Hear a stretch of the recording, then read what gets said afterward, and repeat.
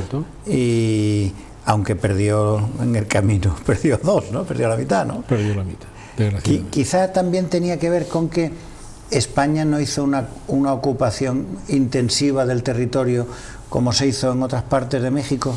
Efectivamente, y no la hizo intensiva y tuvo gravísimos problemas. Uno fue con las tribus estas salvajes de comanches, que los comanches no conocían el caballo.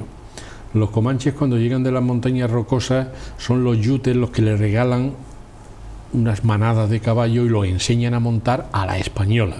Luego nos superan y son capaces de tirar flecha en el lomo del caballo.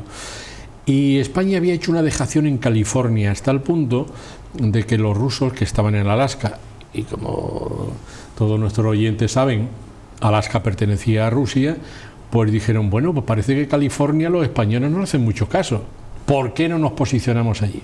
Y Carlos III lo que hace es inmediatamente ordenar que se colonice la Alta California, desde Monterrey hasta San Francisco. San Francisco no existía la bahía que se llamaba de la Hierba Buena, y manda al gobernador de Nuevo México, que es un personaje de mi novela, Juan Bautista de Anza, a que funde una ciudad. ¿Para qué? Para parar a los rusos, y los dragones del rey para parar la frontera a los crueles y temibles comanches.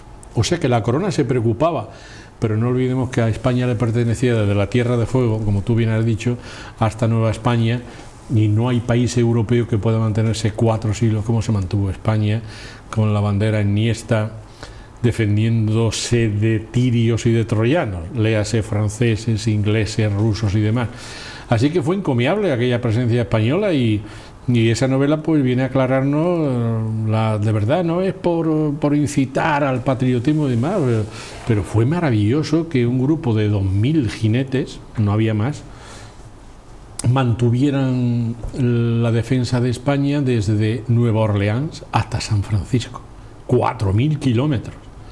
Tenían unos presidios que no eran... ¿Por qué le llaman presidio? Presidio de la palabra latina presidium, que significa fortaleza. O sea, que campamento. No era una cárcel. No. Que como ha devenido el ha devenido después con el tiempo, y sobre todo los señores americanos, que han tomado la palabra presidio como cárcel y el alcaide del presidio como alcaide de la cárcel.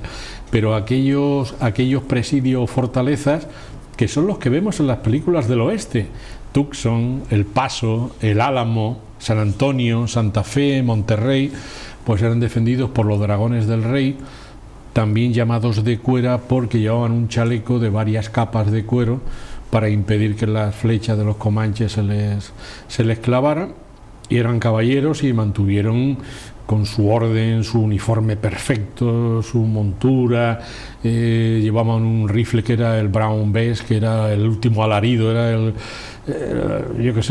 lanzallamas de ahora.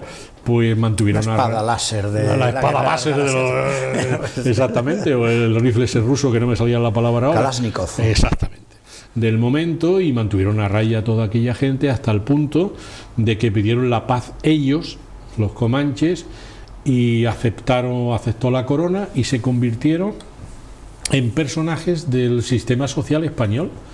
No hicimos como los americanos, que el general Sherman decía: el mejor indio es el indio muerto, y nosotros decíamos que el mejor indio es el indio adoptado a nuestra sociedad y amparado por las leyes de Indias. Bueno, yo creo que eso es también una tradición.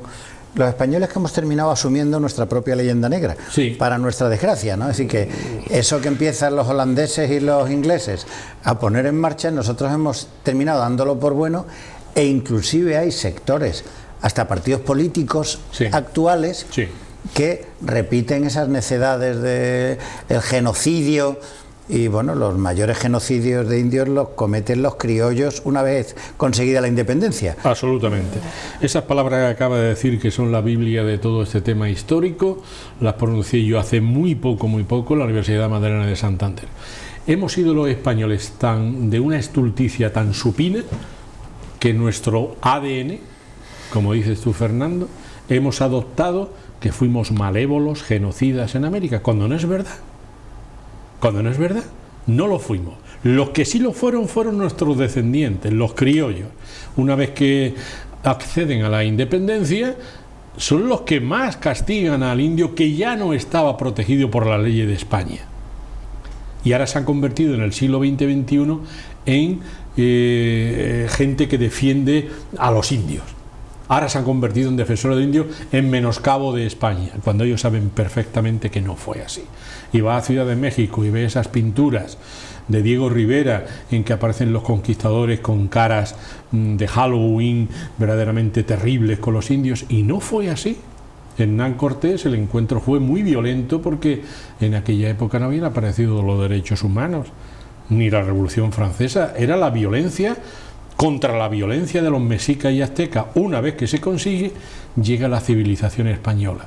Ciudades, leyes, universidades, idioma. Eso no lo hicieron los ingleses. Bueno, y luego pequeñas tonterías como la rueda y la escritura, ¿no?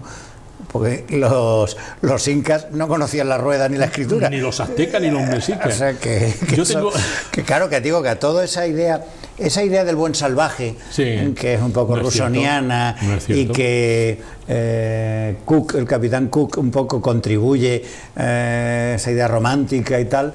¿Entiendes? Bueno, pues claro que llegan los españoles, y los españoles, muy pocos españoles conquistan el imperio azteca y muy pocos españoles conquistan el imperio inca. Sí. Y ellos, los incas, lo más que tenían era esos cordones. Nada más.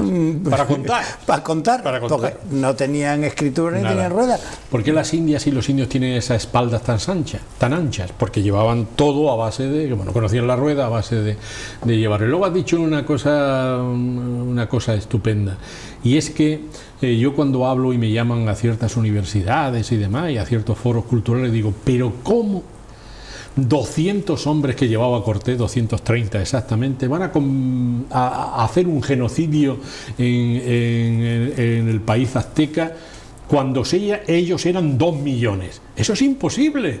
Lo que pasa es que cuando llega Cortés es recibido como un libertador por los indios de Texcoco, por los tracaltecas, por los del Yucatán. ¿Por qué? Porque vivían en una opresión terrible por los aztecas, que los obligaban a vestir de estameña, de saco. Les tenían que dar todos los años 4 o 5 mil jóvenes para sacrificarlos. Fueron recibidos como libertadores. Eran más opresivos los aztecas que los españoles. Y ha quedado en la historia, y sobre todo que tú has puesto el dedo en la llaga, en los grandes próceres de los gobiernos americanos, que fuimos los españoles. No. Bueno, luego hay un tema que tú también lo has dicho, que es como casi matemática, ¿no? Es decir, mira cuántos indios hay ahora mismo en los Estados Unidos de América, y mira cuántos indígenas hay en México, Bolivia, Guatemala. Así que al sur de Río Grande, salvo Argentina, gracias a Sarmiento, al general Sarmiento, sí, y a otros, en la mayoría, o son mayoría en sus países, o son muy numerosos en sus países, ¿no? Es decir, que no, sí, las matemáticas ahí son crueles, ¿no? Sí, cruelísimas, y te has posicionado en el mismo argumento de Hugh Thomas. Hugh Thomas dice, España es acusada de ese genocidio. Dice, hipótesis absolutamente falaz y mentirosa, por una razón muy sencilla. Porque la obra más excelsa que ha hecho Occidente en América es el mestizaje. Y solamente lo hicieron los españoles. Y hoy día, dice Hugh Thomas, se ha multiplicado por 100 aquella población de indígenas. Mientras que en América del Norte fueron absolutamente asolados, menos los comanches y apaches y yumas, que todavía existen porque pertenecían a la comunidad española. Aquellos que vemos en las películas de los Sosoni, los moicanos, los sioux, eso desaparecieron. Sin embargo, hoy hay muchos apaches Lipán en toda la zona de la frontera, porque los españoles no los exterminaron. Lo llamaron lo que se llamó la paz del mercado. Usted, indio, puede venir todos los domingos a todas las ciudades de la corona española a comerciar. Usted trae sus pieles, sus caballos, y se lleva cuchillos de bronce, cocina, en fin, todo. Eso lo hizo España. Y por eso yo voy con la cabeza muy alta, y sobre todo cuando tengo conferencias en las que hay escritores franceses o ingleses, ahí me cebo. Me cebo porque me ponen el balón botando en el área pequeña. Y claro, cuando se ven estos argumentos se quedan un poco callados, como debe ser. No hay, por ejemplo, no existe, que yo sepa, ¿no?, alguien equivalente a Bartolomé de las Casas No. En la cultura inglesa, es decir, que No lo hay. ellos entran a sangre y fuego, primero en Nueva Inglaterra y en la zona de las 12 colonias, pero según van avanzando hacia el oeste van masacrando a todos, y del nivel o los debates estos de Valladolid y Salamanca, claro, es decir, donde empiezan a discutir la naturaleza de los pueblos indígenas, o eso que se atribuye, yo solo he leído de Isabel la Católica, que cuando vuelve Colón con unos indígenas esposados, dice: ¿por qué tiene usted esposado a mis súbditos? Sí. Es decir, que la reina Isabel enseguida les concede la categoría de súbditos, aunque luego también es verdad, ¿no, Jesús?, que practicaban, ellos, los españoles heredan de los incas la mita, ¿no? La aportación de un año de cada 7 que tenían que trabajar para el Estado, la comunidad, el rey en este caso, ¿no? Pero eso ya lo habían hecho los incas, ¿no? Era una costumbre que ellos... Sí, los incas y algunos, y yo creo que también en el Yucatán los mayas. Los mayas, que era una especie de contribución del ciudadano en fin, a la comunidad general, como ahora hacemos en Hacienda. No, te decía, los suizos un mes al año hacen un servicio militar y se instruyen, es lo mismo, ¿no? Sí, yo hice 15 meses que no sirvieron para nada, pero contribuí al Estado. Y tienes toda la razón, y está dando la tecla de todos los grandes problemas. Hubo una especie de diatriba en Salamanca y en Valladolid, como tú bien has dicho, en las universidades. Unos eran los aristotélicos, que decían que los indios no tenían alma. La anécdota que has contado Isabel la Católica es cierta. ¿Usted por qué tiene con grillete a mis súbditos? Son mis súbditos. Y los libera usted ahora mismo. Y luego estaba la de Tomás de Vitoria, que si ese abogado hubiera sido inglés, pues hoy sería como un Adam Smith, como un Rousseau o como un Locke. Y sin embargo ese hombre fue el que defendió el derecho internacional de los pueblos, que no podían ser ni conquistados, ni avasallados, ni esclavizados. Señores, y eso sale de Valladolid, de Salamanca, y todos los reyes de España lo admiten. Y claro, luego llegan los ingleses y se creen más a Bartolomé de las Casas, que el hombre no supo lo que hizo y además lo exageró de una forma terrible, porque el hecho español de la conquista no se puede ver con hechos pequeños. Es que yo vi a un comendador que en su encomienda martirizaba a los indios. Pero usted no generalice, porque el Imperio Español era, como decía antes, de la Tierra de Fuego hasta San Francisco. Hubo muchos que no hicieron eso, y la corona mantuvo las leyes de protección desde el principio hasta el final, y estuvimos 400 años, no estuvimos 2 minutos, que lo dice Hughes Thomas y Paine. Dice, España estuvo 4 siglos allí administrando la civilización europea. Y hay una relación que tú también estableces en tu novela, la colonización española, la ocupación del territorio, va unida, digamos, la espada y la cruz, ¿no? Sí. Es decir, que ese presidio que se fundaba normalmente era junto con una misión. Es paradigmático Fray Junípero Serra en California, todas las misiones franciscanas, todas eran franciscanas, que van creando ellos a lo largo, como California tiene esa geografía de norte a sur, van creando todas esas misiones. Por eso la mayoría de esos pueblos tienen esos nombres: San Diego, San Francisco, Los Ángeles tienen nombre de santos, porque heredan el nombre de las misiones franciscanas, ¿no? Santa Rosita, eran todos nombres impuestos por los franciscanos, también agustinos y también jesuitas, pero lo que más los franciscanos.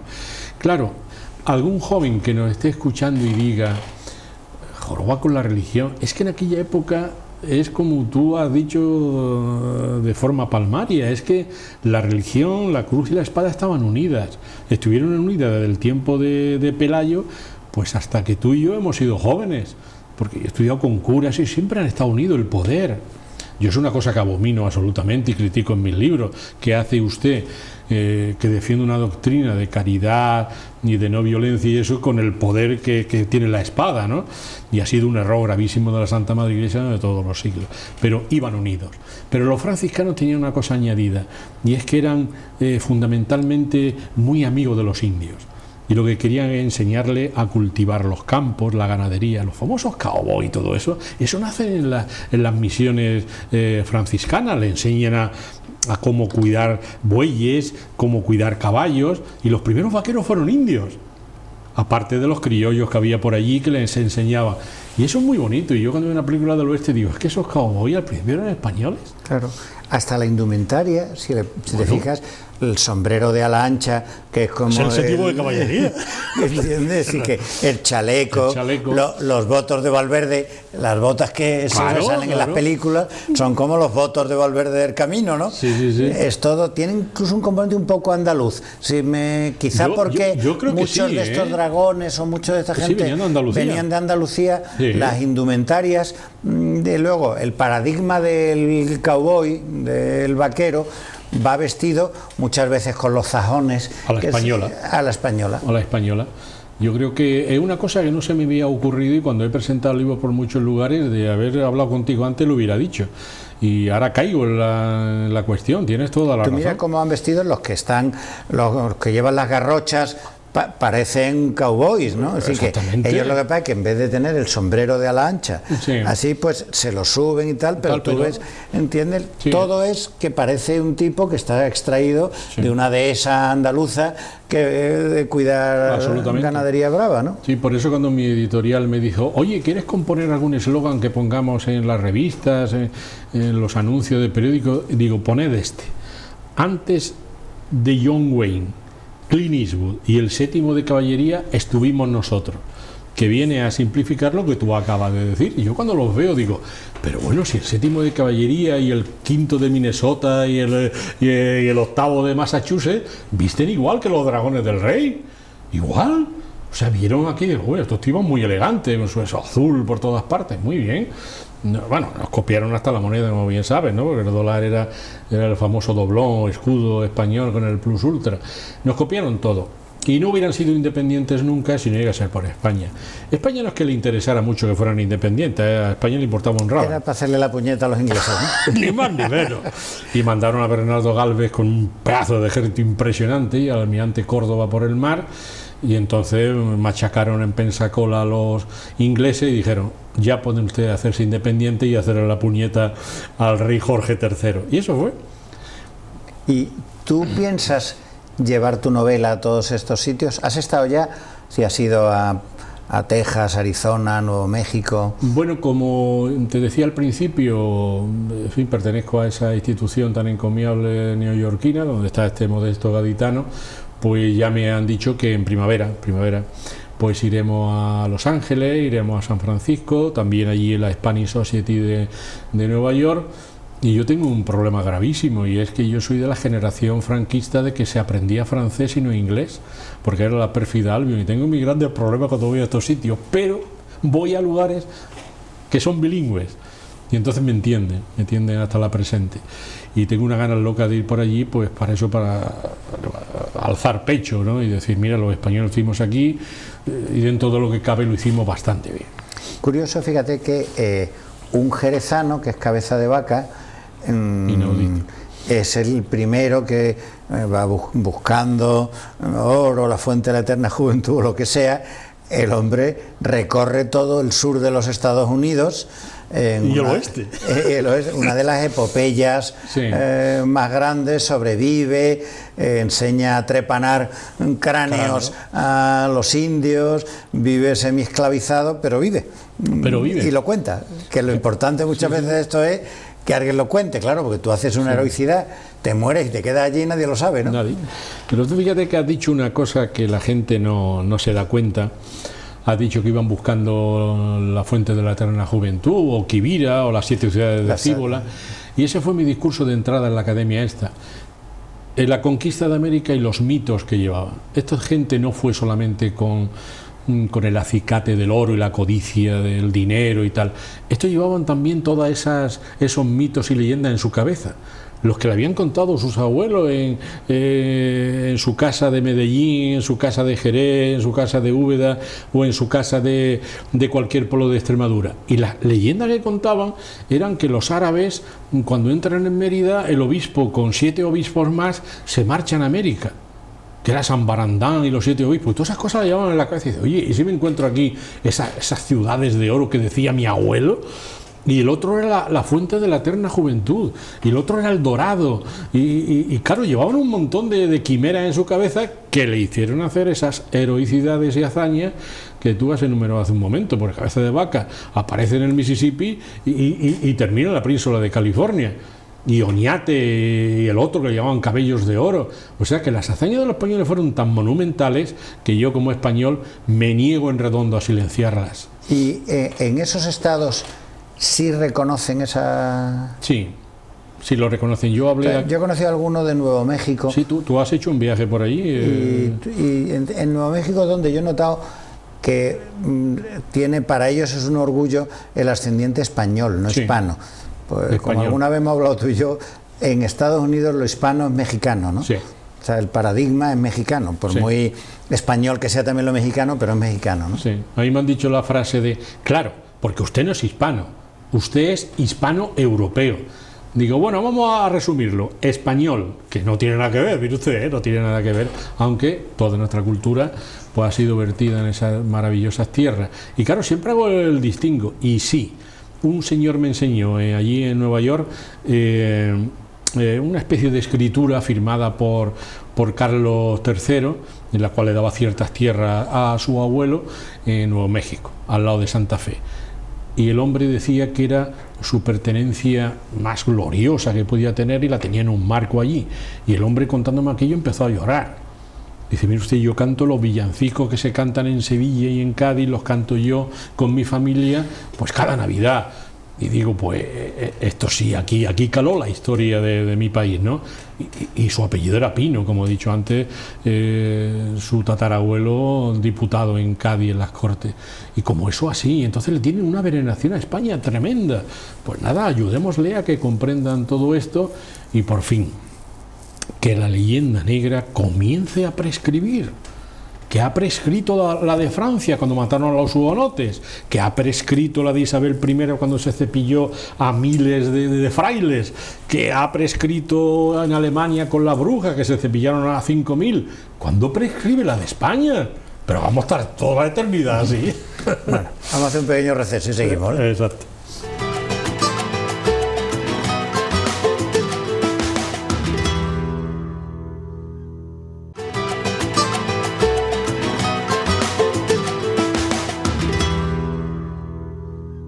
Pero, bueno, también en el siglo XVIII, Jesús, las expediciones científicas españolas recorren toda la costa oeste de los Estados Unidos. En Alaska hay un glaciar que se llama Malaspina. Sí, señor. Es decir, que parte del contenido del Museo América de Madrid son las cosas que trajo Malaspina en su expedición, desde un tótem de una tribu. Te digo porque en tu novela sale también una india, Aleuta, que me imagino que será de las Aleutianas, ¿no? Claro, de las islas Aleutianas. Que es ese rosario de islas desde la punta de Alaska que baja hacia, como si dijéramos en dirección a Hawái, por decirlo de alguna manera, ¿no? Que son... Otra cosa olvidada que debíamos también de novelar y no sé, de exponerla a toda la ciudadanía española, porque yo creo que es una de las páginas más gloriosas que ha habido de la historia de España. Malaspina, Chorruca, Alcalá Galiano, todos aquellos excelentes marineros. Malaspina, que descubre el meridiano cero, que se llamaba en el mundo el meridiano de Cádiz, y los ingleses, en su afán de robarnos todo, le ponen meridiano de Greenwich. Pero mire usted, si se llamaba de Cádiz, ¿por qué lo ha cambiado? y nosotros descubrimos la longitud y la latitud, nuestros famosos postulanos y cartas marinas que se hacían tanto en Sevilla como en Mallorca, eran las mejores del mundo. O sea, nos fueron robando nuestra historia, nuestra tradición, y hemos quedado absolutamente ensombrecidos por los ingleses. Y Cook nos hizo un daño tremendo, tremendo. Claro, piensa que cuando llega Cook, el Pacífico era un mar español. ¿Le llamaban así? ¿Me entiendes? Porque no, porque como España estaba en las Filipinas, que era un poco como la cabeza de Asia, y luego estaba en toda la costa americana, ¿no? Entonces allí todo eran todavía hay accidente geográfico, el estrecho de Torres, que separa Australia de Nueva Guinea, las Marianas, claro, así que todos esos Palaos, por favor, es que todas aquellas islas pertenecían a España. Y más que mar español, le llamaban todos los enemigos acérrimos de la corona española el lago español. Pero es que luego España inventa algo que si lo hubieran inventado los americanos, los ingleses, holandeses o franceses, bueno, habrían hecho 5.000 películas y sería uno de los hitos de la historia del mundo, que es el inicio de la globalización económica. ¿Y cuál es? El galeón de Manila. Eso lo inventan los españoles. Hacen un galeón que era un mastodonte de los mares, que no lo atacaron nunca, porque no podían. Tenía 3 pisos de cañones y dentro iba un ejército entero.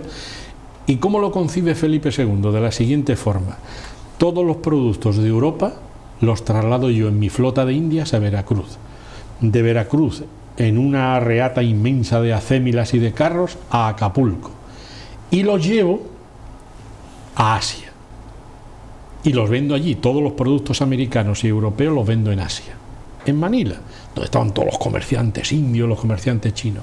Y luego yo, a mi vez, cuando el barco está vacío ya, que llamaban la plata de América, pues yo recojo manufacturas indias, birmanas, de Vietnam, de China, de Filipinas, de las islas que tú has dicho, de las Palau, de las Marianas, lleno el barco y traigo productos asiáticos a Europa. Y entonces comienzan todos aquellos productos a moverse por Europa, y por eso Cádiz en aquel momento se convierte en un emporio de riqueza impresionante. Por eso que tú has dicho, hay en México figuras de santos achinados. ¿Achinados? Y en Cádiz me parece que creo que hay un San Servando y un San Germán en el Museo de la Catedral, que son también con los ojos achinados, que debieron traerlo. No lo sabía, y tomo nota. De allí de Filipinas. De Filipinas. A eso que nosotros llamamos el mantón de Manila, en verdad venía de China, ¿no? Es decir, que nosotros llamamos el mantón de Manila porque no se hacía en Manila. Claro, el galeón venía desde Manila, pero no era eran las sedas chinas. Bueno, y todos los burgueses, pues para tener un estatus de riqueza y tal, pues compraban todos aquellos productos, las vajillas Ming, aquí viene el chocolate y el cacao, mientras en Madrid, Salamanca, Toledo y Sevilla no se ve ni lo que era el café, ni tomarse en una tertulia un café, eso lo inventan los gaditanos. Y claro, aquello fue una época absolutamente esplendorosa, ¿no? Y todas esas cosas hay que reivindicarlas y decir, bueno, pero ¿cómo podemos ser relegados en la historia del mundo, no? Venga ya películas, y venga ya series sobre eso. Estamos de acuerdo que los ingleses lo hacen muy bien, pero nosotros tenemos que hacerlas también. Y ahora me alegra muchísimo que Javier Bardem haga de Hernán Cortés en una serie que van a hacer en América. Yo tenía una novela escrita hacía ya muchos años sobre la conquista de México vista por un príncipe azteca, y la vamos a sacar pues cuando aparezca la serie, ¿no? Para decir, oye, vamos a dar un empujón unos a otros, vosotros con la serie y yo con mi novela. Y siempre me he convertido en una especie de adalí de todo esto, pero sin tampoco sacar un pecho y decir fuimos los únicos, que no, pero que en el teatro de la historia europea tenemos un papelazo, Señores ingleses, hagan ustedes el favor, hombre, ya está bien que su imperio lo montaron de las depredaciones que nos hicieron.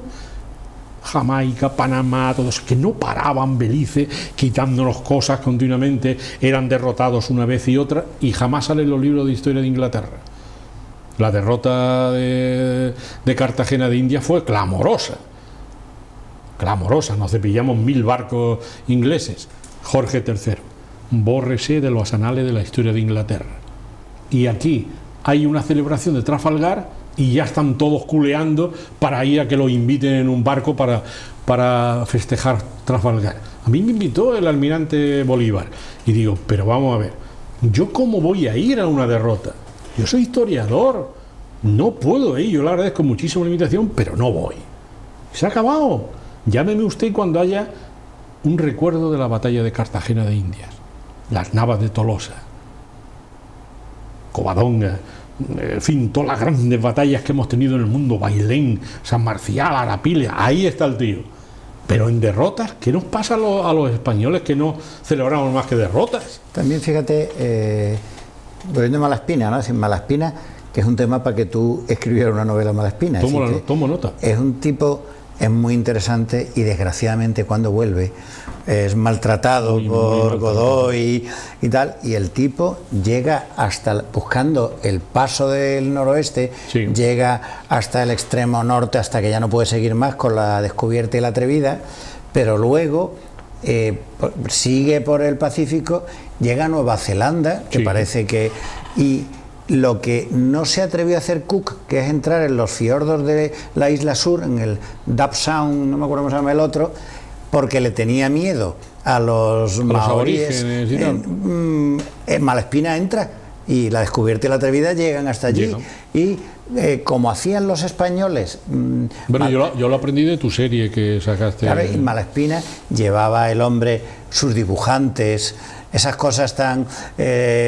toda la gente que... tan cookiana, que claro, parece que fue Q el que inventó claro, aquello. Los científicos, los dibujantes, algunos crearon escuelas en Guayaquil o en Manila, crearon escuelas de dibujantes, los dibujantes que llevaba la sí, descubierta y sí, la atrevida. Verdad, es también parte de la obra científica, ¿no? Que es también que es la Escuela de Guardiamarinas de Cádiz, Jorge Juan, Antonio de Ulloa y toda esa gente, ¿no? Yo siempre hablo de la Escuela de Guardiamarinas de Cádiz, que estaba en el castillo antiguo, aquel que desapareció detrás del ayuntamiento actual, donde venían guardiamarinas de Rusia, de Holanda, de Italia, del Reino de Nápoles, de todos sitios, porque era el lugar donde se aprendía mejor la cuestión de náutica y de observación de los astros y del mar y eso, y otra cosa que hemos olvidado, ¿no? Y cojo el guante de Malaspina porque estoy acabando una novela ahora para el próximo año y no tengo tema, y ese me parece sensacional. Es que luego tiene también esa desgracia española de el tipo que vuelve después de haber hecho descubrimientos, de haber cartografiado las costas del imperio y tal, y al llegar es maltratado, porque él plantea la conveniencia de darle cierta libertad de comercio a las colonias españolas, y no estaba bien visto ese planteamiento reformador muy de la Ilustración y tal, y al hombre lo meten en la cárcel incluso, sí, ¿no? Sí, y eso viene a recordarme que Carlos V, cuando escribe sus memorias, jamás habla ni de Hernán Cortés, ni de Pizarro, ni de Balboa, ni de Orellana, que descubre un imperio que era más grande que el que tenía Carlos V. Jamás los menciona. Y el pobre Hernán Cortés viene, siendo ya duque de Veragua, viene a España a que le conceda al rey un título. Fíjense si eran esta gente inocente, porque podía decir, bueno, pues yo no voy a España, yo vivo aquí como Dios, pero no tengo que ir a rendirle pleitesía a ese emperador que le tengo sin cuidado.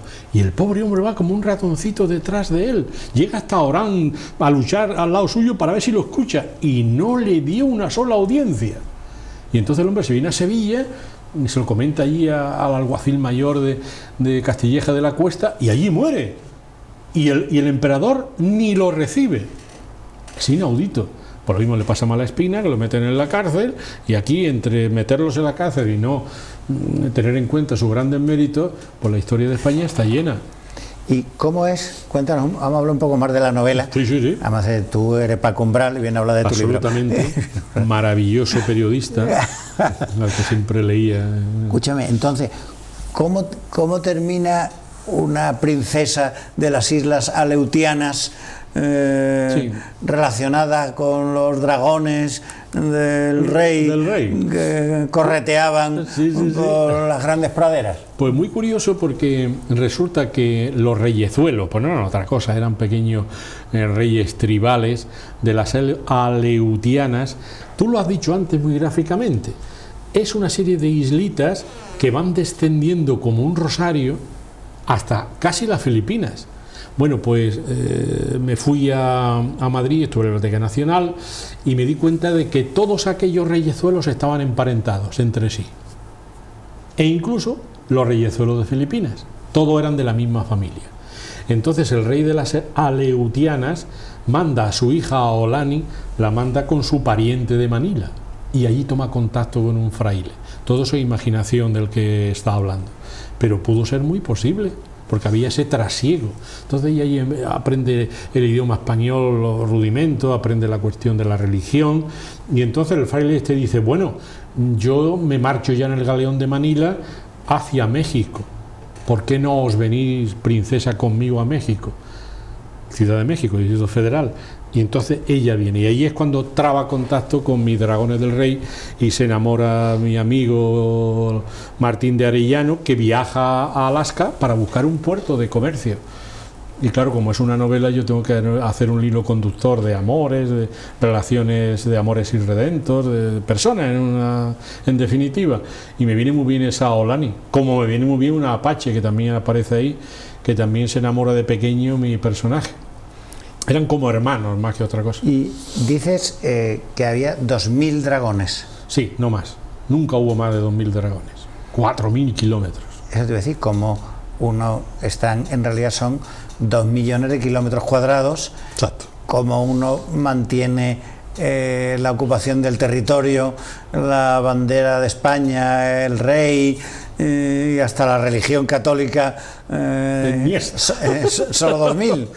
Pues es lo que se preguntan todos los historiadores, incluso los historiadores americanos. Decían, bueno, esta gente tenía que tener una organización fuera de lo normal, y así era. Primero le llevaba no el dinero sino el honor. Ellos eran caballeros españoles, eran todos de familia de caballeros. Caballeros napolitanos, que eran de la corona española, caballeros irlandeses, no olvidemos que Irlanda siempre se alía con España, caballeros valones, flamencos, caballeros españoles nacidos en España y caballeros criollos, hijos de esto que tú has mencionado tantas veces, de descendientes de españoles en América. Y todos ellos se formaban en San Ignacio, que había una academia de cadetes, y allí salían para defender este territorio. Y entonces hay historiadores americanos, que ahora no recuerdo el nombre, pero lo he recordado porque he hablado sobre ello en muchos sitios, pues dicen que no comprenden cómo ese ejército podía mantener el orden en esos metros cuadrados que tú has anunciado, donde salían las películas de John Wayne y de John Ford, el Valle del Diablo, todo ello. Ahí la Comanchería, todo eso lo dominaban estos señores. ¿Cómo lo dominaban? Primero, con un orden extraordinario, un armamento fuera de lo normal y una disciplina que solamente la llevaban los ejércitos españoles, verdaderamente uniformados. Y entonces cuentan en la historia de Estados Unidos que los comanches, Apache y Yuma ver un regimiento de dragones del rey de España y corrían a los grandes lagos como bestias, ¿no? Porque es que eran terribles en la guerra.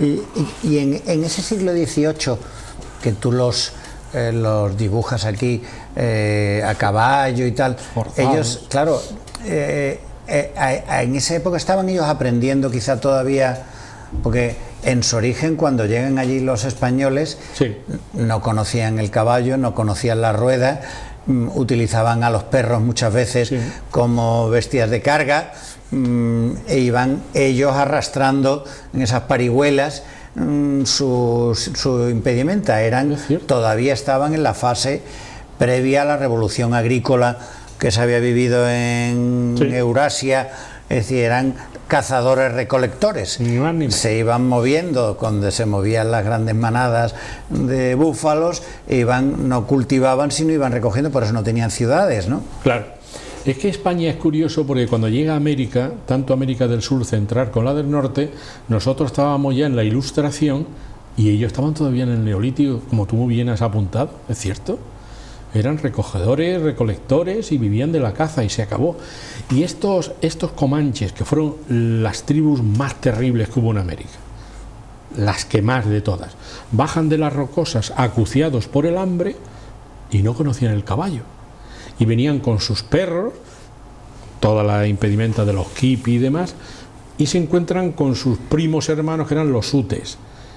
Y ven que tienen como una especie de ciervos enormes, que eran los caballos, y les preguntan qué era aquello, y el gran jefe de los utes les dice: este es el gran regalo que nos ha hecho Manitú, Catanca, el espíritu superior, y que a nosotros nos lo hicieron los navajos, que a su vez se lo hicieron unos extranjeros de caballos rubios y barbas y tal. Y claro, los comanches aprendieron a montar a caballo y en menos de media centuria se hicieron los jinetes más terribles que ha tenido jamás en la historia. Ya los unos se quedan atrás de ellos, porque combatían debajo de las barrigas de los caballos y los dominaban de una forma terrible y los querían enormemente. Y su máxima aspiración era robarle los caballos a los españoles. Por eso los españoles cuando combaten con los comanches tienen algunas bajas y algunas derrotas.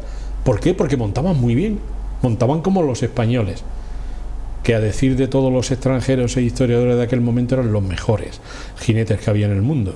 Claro, íbamos a montar un caballo de la época del Neolítico, no íbamos a hacerlo. Y esa es la historia del caballo con el comanche. Y se hace jinete experto, y le costó mucho trabajo, porque los dragones del rey ha sido la fuerza ecuestre más formidable que tuvo España en América, la más formidable, sin tan pocos, y fueron los que inventaron, y lo digo con pesar, el corte de cabelleras. No fueron los indios, fueron los dragones. Cuando iban en una expedición contra una pandilla que habían destrozado una misión, habían matado al cura, solían colgarlo de la campana. Sí, así empieza tu novela. Así empieza. Y entonces dijeron: no, a estos comanches hay que atarlos cortos y darle un escarmiento. Entonces les cortaban las cabelleras para decir: hemos matado a 20 comanches. Y los indios les gustó el tema. Y a partir de entonces se dieron cortacabelleras.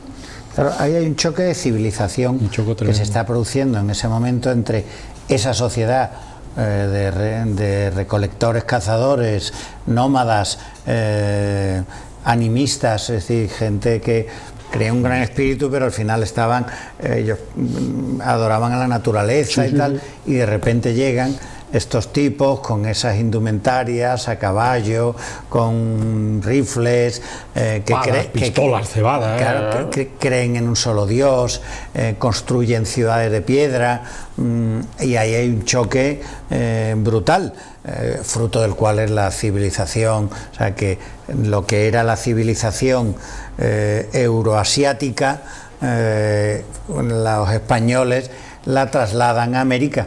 América hasta ese momento todos vivían en el Neolítico, sí. ¿No? Fíjense nuestros telespectadores que te vas anticipando lo que voy a decir, y es que efectivamente cuando el gobernador de Nuevo México, Juan Bautista de Anza, el que funda San Francisco, él tiene una estatua ecuestre en San Francisco espectacular, lo cual me agradó mucho verla, dicho sea de paso. También hay una de un gobernador que se llamaba Nieve, de apellido, que era paisano mío de Jaén.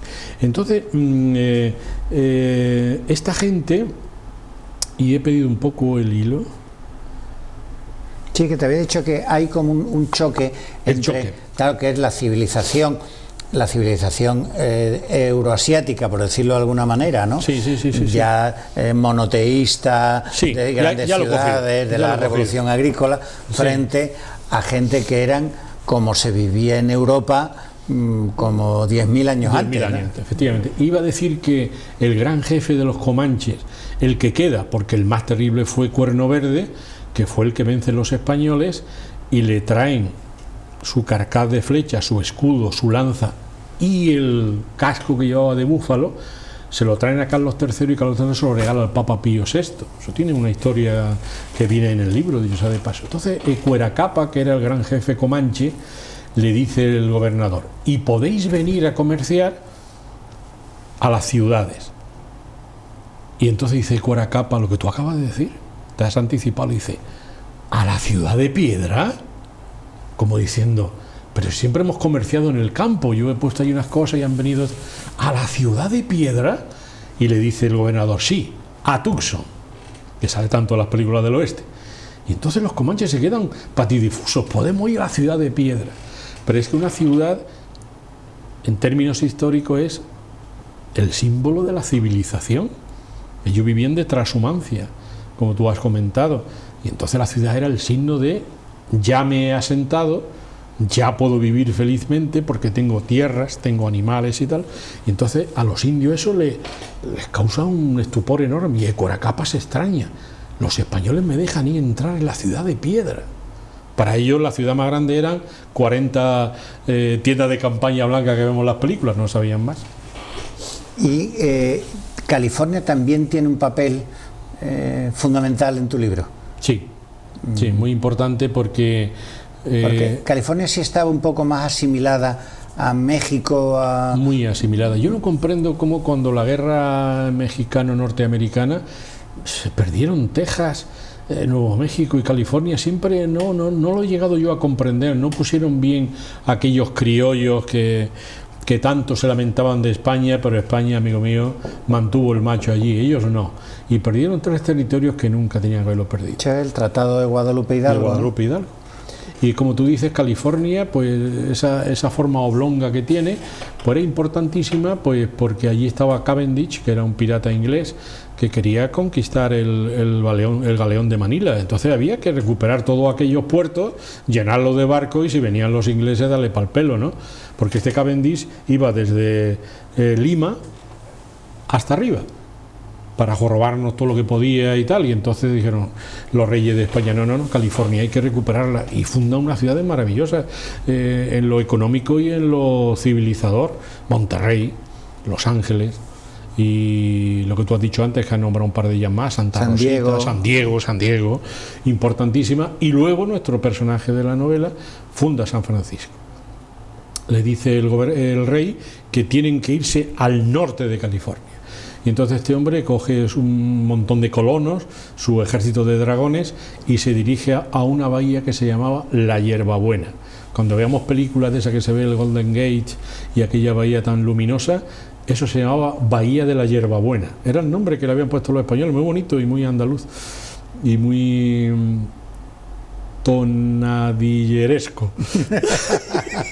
Y entonces este hombre dice, bueno, vamos a hacer arriba en el montículo, que todavía existe, vamos a hacer una ermita, lo que tú decías antes, la espada y la cruz, y un presidium, y le llama al presidium y a la ermita San Francisco, y de ahí el nombre de una de las más populosas ciudades del mundo, que se ha hecho famosísima y fue fundada por Juan Bautista de Anza, que le tienen un gran cariño ahí en San Francisco, y no así la ciudad de Stanford, que le ha dado por meterse con Fray Junípero Serra, porque dice que obligó a los indios a convertirse al catolicismo.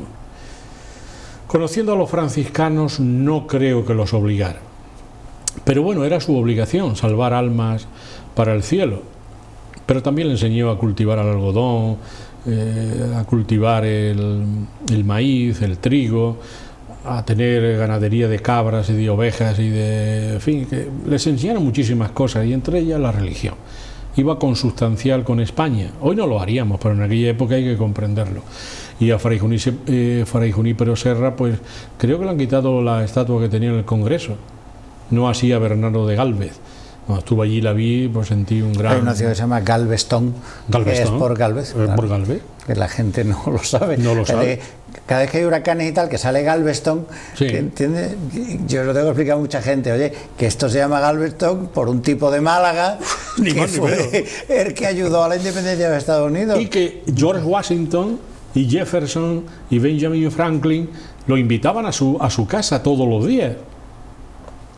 Que cuenta Gálvez que se extrañó mucho que George Washington tenía una dentadura de madera y se la ponía para comer, porque era un hombre desdentado, y era amigo de todos ellos. Claro, no en vano tiene un cuadro inmenso allí en el Congreso, y además considerado uno de los padres de la patria. Una cosa que hemos conseguido recientemente, porque antes eran los franceses de Lafayette. Lafayette no hizo nada, ni ayudó a los americanos en nada. trajo una estatua de la libertad y la puso allí.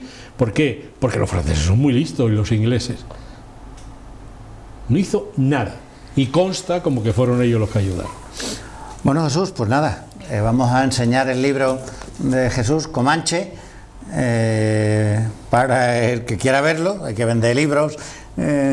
Aunque por mucho que vendemos no salimos de pobres. Y Muy muchas bien, gracias. un placer, y ¿verdad? muchos éxitos, y como siempre, es muy ameno charlar contigo. Pues hacía tiempo que no venía a tu programa, lo hice con mi antepenúltima novela, estaba deseando de venir y ya lo he logrado. Mil gracias.